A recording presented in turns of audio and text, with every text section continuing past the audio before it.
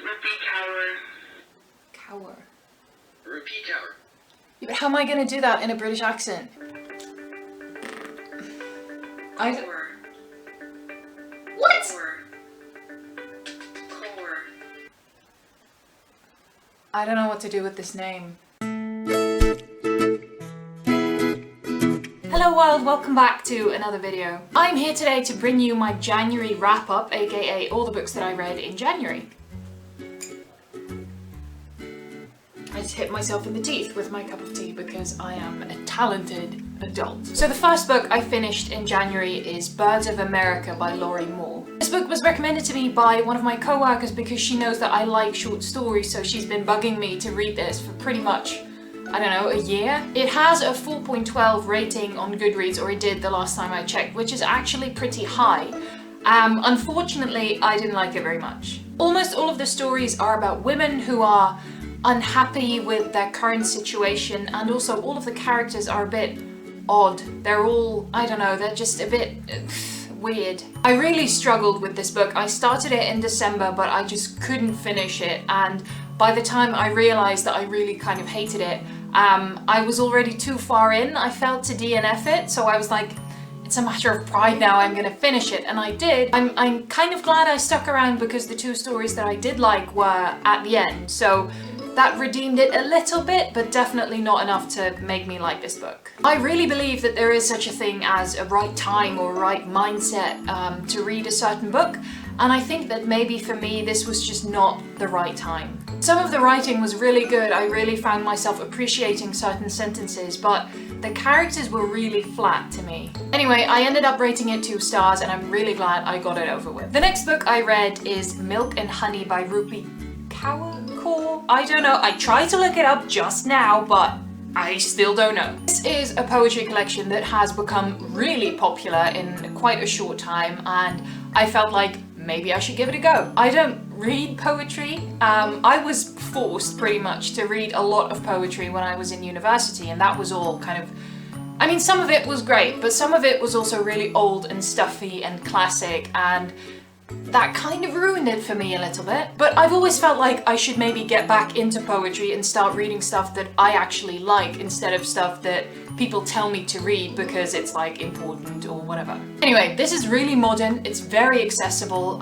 Some of the themes really spoke to me. It has a very feminist undertone, and I definitely understand why it has become so popular. If like me, you maybe want to get into poetry or get back into poetry, modern poetry, and you don't really know where to start, then I definitely recommend this collection. It also helped me cross off a poetry collection square on my ABC bingo chart, yay me. Anyway, I would have rated it 1,000 stars if I could have, but that's not possible, so it's gonna have to be 5.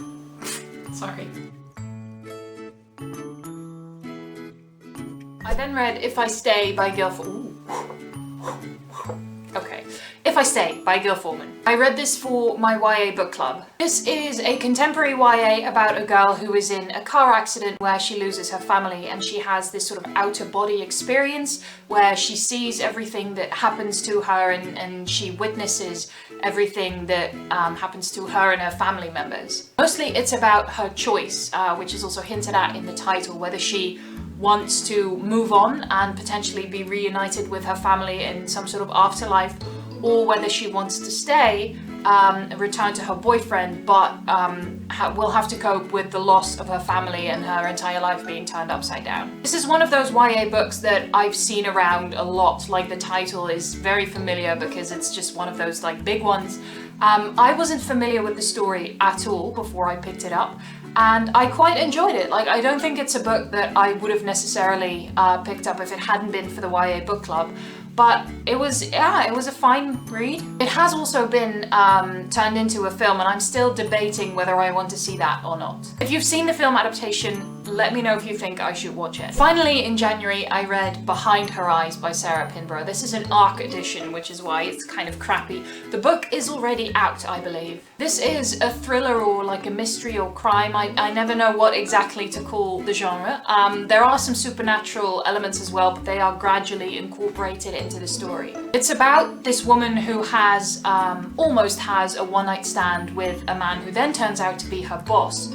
and she also befriends his wife, and it's about kind of the relationships between all three of them. There's a lot of fuss about the ending. They actually, I don't know if you can read it from there, but they've tried to create a lot of buzz about the ending with like a hashtag and stuff. And it is quite a plot twist, it's true. I have to say, because they made such a fuss about it, I did already see it coming a couple of chapters beforehand, because I was super aware of something's coming. Anyway, this is not the kind of book that I would usually read, I think.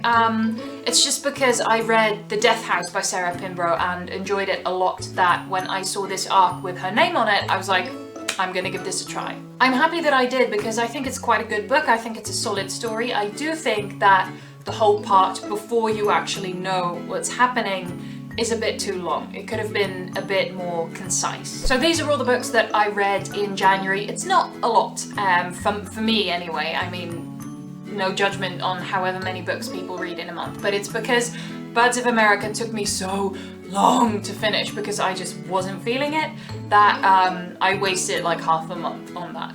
But it's February now and I'm reading Harry Potter, so it's all good. If you've read any of these books and you want to share your opinion about them, definitely do so down below. If you have any recommendations for me based on what I said about these books, definitely also let me know. I'm always looking for book recommendations. I hope you enjoyed this video. Thank you for watching, and I will see you again next time. Bye!